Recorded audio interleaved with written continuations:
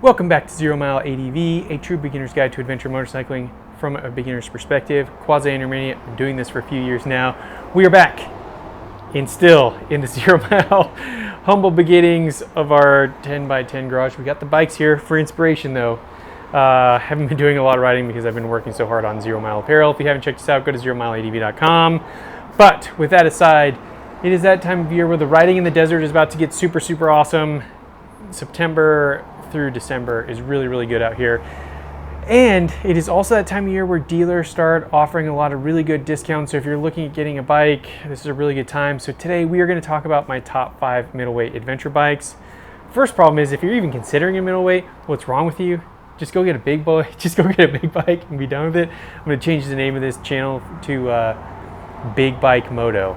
For those of you who know, you know.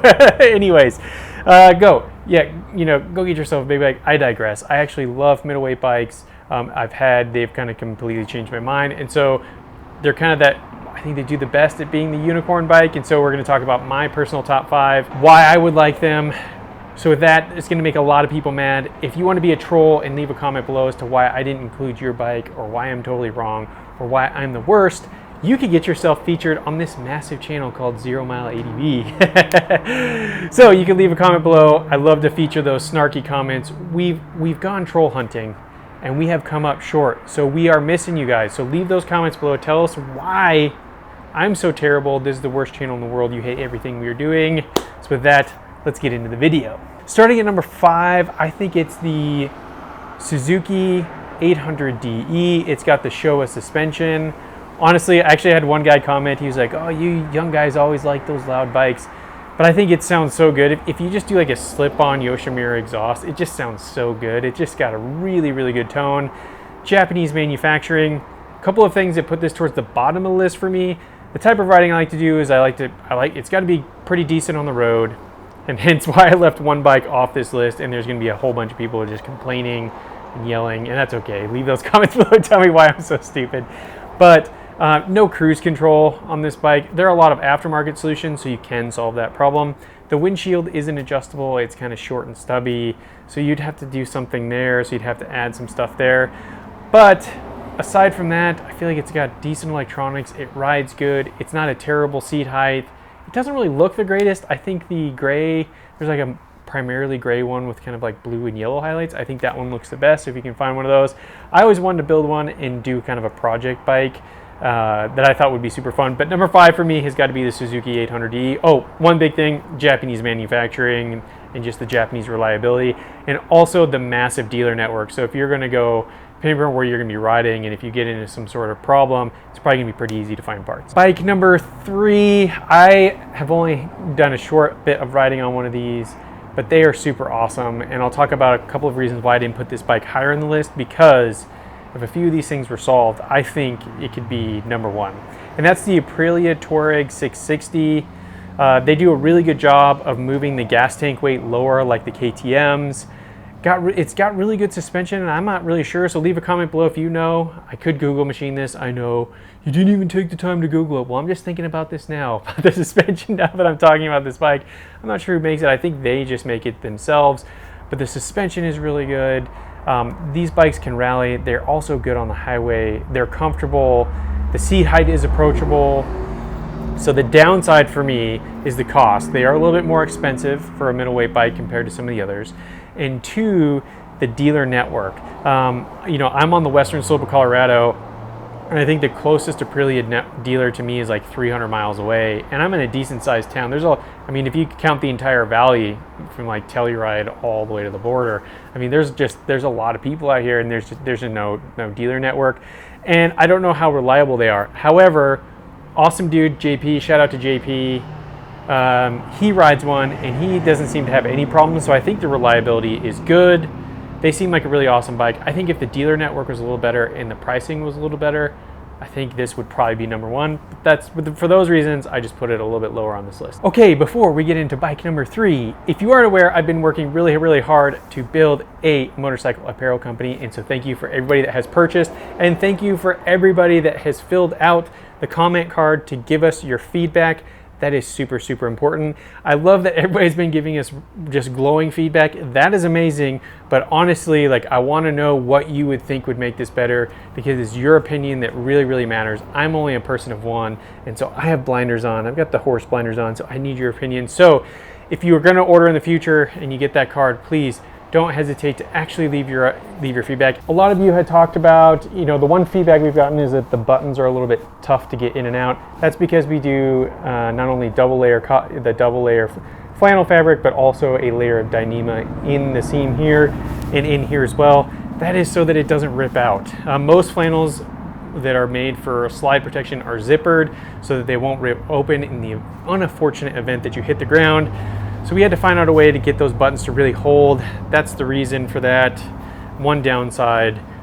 I will work to see if we can make that better though. So if you're new, if you're not, so with that, if you're interested, go to zeromileadv.com, check us out.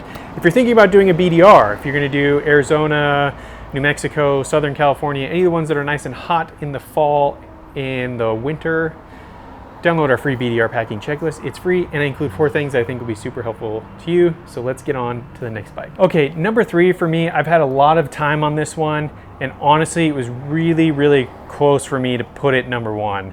And that's the Tiger 900 Rally Pro. Because this bike is amazing on the street. There's very, very little engine braking. Like my trusty 2-stroke here, there's not a lot of engine braking, which is kind of a bit of a downside if you're gonna be riding some steep dirt roads. I personally like to have that engine braking to help me control my speed and not have to rely on the brakes too much to get me down the hill so I don't overcook the brakes. And then other things I really like about this bike, the adjustable windshield. It's super easy to adjust it, so when you're on the highway or if you go off-road. The wind protection was really good. I think it looks really good. The downsides to me, which is interesting because the Suzuki has the Showa suspension and I didn't have this problem, but I think it's maybe with the rake and trail angle of the bike and the way Triumph recommends you set up, at least my one I had, which I think is a 23 model, you know, the way you have to preload the forks, it's really bouncy at slower speeds. And 2, it is just not like, it's just not that great for having a 21-inch front wheel off-road. It feels amazing on the road, but not that great when you get into more technical stuff. But if you're going to be doing a lot of like BDR style stuff where it is just like country dirt roads and pavement, you really can't beat the Tiger. It is an amazing, amazing bike, and it really does everything well. And Triumph has a really good dealer network too, so there are a lot of dealers everywhere for Triumph, and so I feel like it would be easy to get parts. I didn't have any problems with mine. It was a great bike. I had a really hard time not making this number 1. We'll talk about that a little later. Okay, bike number 2. And I'm definitely very, very biased when it comes to this selection, and is the Husqvarna Norden 901 Expedition, which I think is really, really important. The Expedition for me because it comes with a better WP Explorer suspension, which is it's just phenomenal off-road. The bike is amazing on the highway. It doesn't have an adjustable windshield like the Triumph, so you can't adjust that taller windscreen. I didn't really have any problems with it off-road, and I took it, you know, taking on some like pretty gnarly off-road trails, quasi single track stuff, and I didn't have any problems like hitting me in the face a couple times maybe where it was like real rough. The cruise control was good. The downside of that bike is the seat is really, really wide, which is comfortable for touring. It makes for a really great bike if you're going to be doing long miles on the highway, and then also if you're going to be seated when you're riding. So shout out to JP. I think I mentioned him earlier, but you know, he had the saying, it's like sit most of the time and then stand when you have to. And so for a bike that you're going to be sitting a lot on, you really cannot beat the Norden. And I think it looks absolutely amazing. And if you're interested, to cap this off, at least locally here, there are a lot of Nordens available at some really, really good prices. And so I think it's just hard to beat. It's a great price. The bike pretty much does everything really good. It tours on the road good. It is amazing off-road, especially if you have the Explorer version. I've heard some downsides on the suspension, which I think is the Apex version, WP Apex. Again, leave those comments below. You should have Googled it. I know.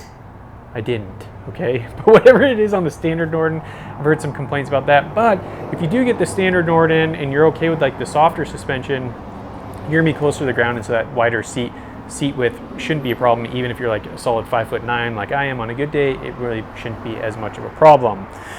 So with that, let's get into bike number one and wrap up this video. Okay, bike number one for me has to be the Yamaha Tenere 700. And let's talk about that. A dealer network. There are Yamaha dealers everywhere. I think if you are, especially if you're on the New Mexico BDR and you get stranded somewhere on there, you are probably, even at like the furthest points, maybe 100 miles from a local dealer. And so like it won't be impossible to get parts or get recovered even on that BDR, which is very, very remote. So I think that's probably number one, is just Yamaha, the Japanese reliability. It's been around for a long time. It's tried and true. Number two is the cost. I think if you were interested in getting like a 24 model year, you can pick some bikes up for like $8,000, which is cheaper than some dirt bikes, right? And you have a bike that you can turn into a really incredible off-road machine. Number three is the new version.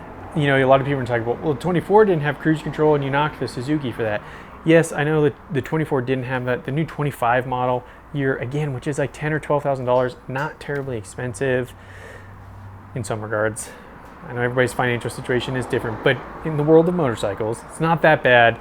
And the new version has ride modes. It's got cruise control, so it would just make it so much more enjoyable on the highway. A couple of downsides to this bike is the weight just does sit up a little bit higher, so it sits up a little bit taller, and the wind protection isn't as good as like the Norden or the Tiger. And the Tiger, I think, just has really, really amazing wind protection. So for those long days on the highway, if you're like me and you're doing big BDR-X's when you're doing your BDRs.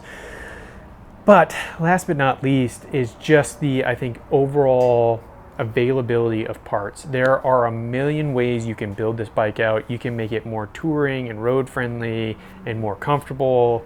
You can make it a really, really heavy off-road, like basically a large dirt bike, 4-stroke dirt bike that you can do some serious trails on.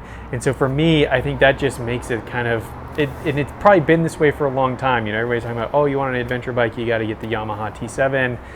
And so for me, I think that's why I think it is probably still the best bike right now. And I have never owned one. I've ridden one a number of times, but I would like to own one. I think it would make a really fun bike. And so with that, that's my number one. Tell me why I'm wrong below. What order would you have them in? And are you looking to do a BDR this fall, maybe Arizona or Southern California or New Mexico when the weather is going to be really, really good? And with that, you've made it to the end. Thank you for making it to the end. If you've been here this far, go to zeromileadv.com. We are, for every order that somebody places and purchase with us, not only do you get free shipping over $100, we are giving away a free set of 0 Mile gloves with some nice protection and stuff. We've actually gotten really good feedback on these. We were just trying to think of something nice to be able to give to everybody as a thank you for supporting us. But actually a lot of people have like really raved about these gloves and like, how can I buy some for my friends? Unfortunately, you can't. You can only get these if you purchase some of our protective apparel. They come free while supplies last. So if you're watching this video and those supplies are out, I'm sorry, they're gone. So with that, subscribe, all that fun stuff. And until next time, stay safe out there.